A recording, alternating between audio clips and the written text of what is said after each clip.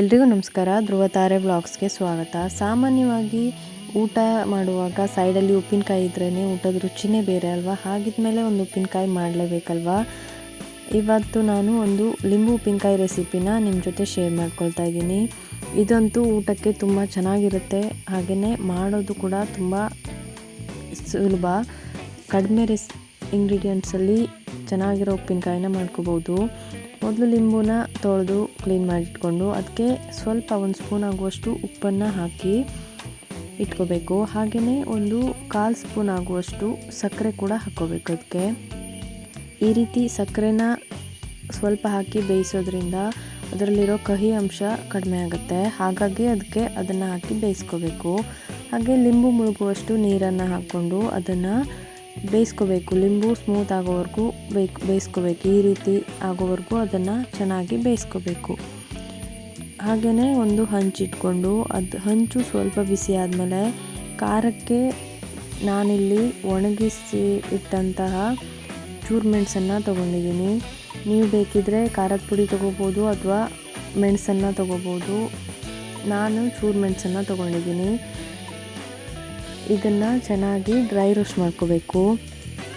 ಈ ರೀತಿ dry roast ಮಾಡಿ ಉಪ್ಪಿನಕಾಯಿ ಮಾಡೋದ್ರಿಂದ ಉಪ್ಪಿನಕಾಯಿ ಹಾಳಾಗಲ್ಲ, ತುಂಬ ಚೆನ್ನಾಗಿರುತ್ತೆ. ತುಂಬ ದಿನ ಅದನ್ನು ಸ್ಟೋರ್ ಮಾಡ್ಕೋಬೋದು.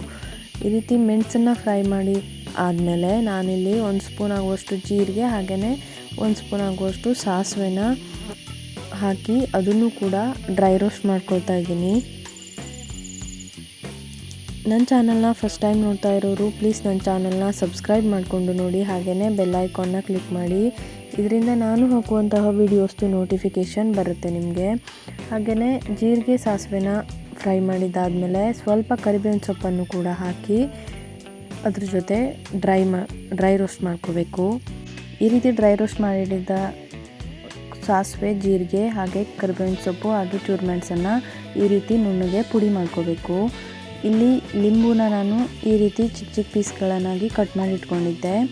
ಹಾಗೆ ಅದಕ್ಕೆ ರುಚಿಗೆ ಎಷ್ಟು ಬೇಕೋ ಸ್ವಲ್ಪ ಉಪ್ಪನ್ನು ಕೂಡ ಹಾಕ್ಕೋಬೇಕು. ಯಾಕಂದರೆ ಹುಳಿ ಜಾಸ್ತಿ ಇರೋದ್ರಿಂದ ಉಪ್ಪು ಸ್ವಲ್ಪ ಜಾಸ್ತಿ ತಗೊಳುತ್ತೆ. ಇದಕ್ಕೆ ಮಾಡಿಟ್ಕೊಂಡಿರುವಂತಹ ಪುಡಿನೂ ಕೂಡ ಹಾಕ್ಕೊಂಡು ಚೆನ್ನಾಗಿ ಅದನ್ನು ಮಿಕ್ಸ್ ಮಾಡಬೇಕು. ಲಿಂಬು ಹಾಗೆ ಆ ಪುಡಿ ಎಲ್ಲ ಚೆನ್ನಾಗಿ ಮಿಕ್ಸ್ ಆಗಬೇಕು. ಹಾಗೆ ಅದನ್ನು ಚೆನ್ನಾಗಿ ಮಿಕ್ಸ್ ಮಾಡಿಕೊಂಡು ಇದನ್ನು ನೀವು ಯಾವ ಪಾತ್ರೆಯಲ್ಲಿ ಇಡ್ತಿರೋ ಉಪ್ಪಿನಕಾಯಿನ ಅದಕ್ಕೆ ಹಾಕಿ ಒಂದು 4 ದಿನ ಆಗೋವರೆಗೂ ಅದನ್ನು ಪ್ರತಿದಿನ 2 ಸಲ ಚೆನ್ನಾಗಿ ಮಿಕ್ಸ್ ಮಾಡ್ತಾ ಇಡಬೇಕು ಅದನ್ನು. ಯಾಕಂದರೆ ಲಿಂಬು ಚೆನ್ನಾಗಿ ನಾವಿಲ್ಲಿ ಮುಂಚೆ ಲಿಂಬುನ ಉಪ್ಪಿನ ಜೊತೆ ಹಾಕಿಟ್ಟಿಲ್ಲ ಅಲ್ವಾ. ಹಾಗಾಗಿ ಈ ರೀತಿ ಒಂದು 4 ದಿನ ಅದನ್ನು ಮಿಕ್ಸ್ ಮಾಡಿ ಇಟ್ಟರೆ ಲಿಂಬು ಕೂಡ ಚೆನ್ನಾಗಿ ಉಪ್ಪು ಖಾರ ತಗೊಳುತ್ತೆ. ಹಾಗೆ ಉಪ್ಪಿನಕಾಯಿ ಕೂಡ ಚೆನ್ನಾಗಿ ರೆಡಿ ಆಗುತ್ತೆ. ಒಂದು 4 ದಿನ ಆದಮೇಲೆ ಅದನ್ನು ಮತ್ತೆ ತೆಗೆದುಬಿಟ್ಟು ಅದಕ್ಕೆ ಒಂದು ಒಗ್ಗರಣೆನ ಮಾಡ್ಕೋಬೇಕು. ಆವಾಗ ಉಪ್ಪಿನಕಾಯಿ ರೆಡಿ ಆಗುತ್ತೆ. ಅಥವಾ ಒಗ್ಗರಣೆ ಬೇಡ ಅನಿಸಿದರೆ ಒಗ್ಗರಣೆ ಸ್ಕಿಪ್ ಮಾಡ್ಬೋದು. ಹಾಗೆ ಕೂಡ ಒಂದು 4 ದಿನ ಬಿಟ್ಟ ಮೇಲೆ ಅದು ಉಪ್ಪೆಲ್ಲ ತಿಂದಮೇಲೆ ಅದನ್ನು ಹಾಕ್ಕೋಬೋದು. ನಾನಿಲ್ಲಿ ಒಗ್ಗರಣೆಗೆ ಬೆಳ್ಳುಳ್ಳಿ, ಸ್ವಲ್ಪ ಸಾಸಿವೆ, ಸ್ವಲ್ಪ ಜೀರಿಗೆ ಹಾಗೆ ಸ್ವಲ್ಪ ಕರಿಬೇವಿನ ಸೊಪ್ಪು ಹಾಗೆ ಇಂಗನ್ನು ತೊಗೊಂಡಿದ್ದೀನಿ. ಎಲ್ಲನೂ ಹಾಕಿ ಒಂದು ಮಸ್ತಾಗಿರೋ ಒಗ್ಗರಣೆ ಕೊಟ್ಕೊಂಡ್ರೆ ಚೆನ್ನಾಗಿರೋ ಉಪ್ಪಿನಕಾಯಿ ರೆಡಿ ಆಗುತ್ತೆ. ಟೇಸ್ಟ್ ಅಂತೂ ತುಂಬ ಚೆನ್ನಾಗಿರುತ್ತೆ. ಹಾಗೆ ಊಟಕ್ಕೆ ಸೈಡ್ಗೆ ಏನೂ ಇಲ್ಲ ಅಂದಾಗ ಈ ರೀತಿ ಉಪ್ಪಿನಕಾಯಿ ಇದ್ದರೆ ಊಟ ತುಂಬ ರುಚಿಯಾಗಿ ಹೋಗುತ್ತೆ. ಹಾಗಿದ್ಮೇಲೆ ಈ ರೆಸಿಪಿನ ಟ್ರೈ ಮಾಡಲೇಬೇಕಲ್ವಾ. ನೋಡ್ತಿರ್ಬೋದು ಉಪ್ಪಿನಕಾಯಿ ಸೂಪರಾಗಿ ಕಾಣಿಸ್ತಾ ಇದೆ. ಹಾಗೆಯೇ ರುಚಿ ಕೂಡ ಚೆನ್ನಾಗಿರುತ್ತೆ. ನನ್ನ ಚಾನಲ್ನ ಪ್ಲೀಸ್ ಸಬ್ಸ್ಕ್ರೈಬ್ ಮಾಡಿ ಹಾಗೆ ಸಪೋರ್ಟ್ ಮಾಡಿ. ರೆಸಿಪಿ ಇಷ್ಟ ಆದರೆ ನೀವು ಕೂಡ ಟ್ರೈ ಮಾಡಿ. ನನ್ನ ಚಾನಲ್ನ ಪ್ಲೀಸ್ ಸಬ್ಸ್ಕ್ರೈಬ್ ಮಾಡಿ. Thank you.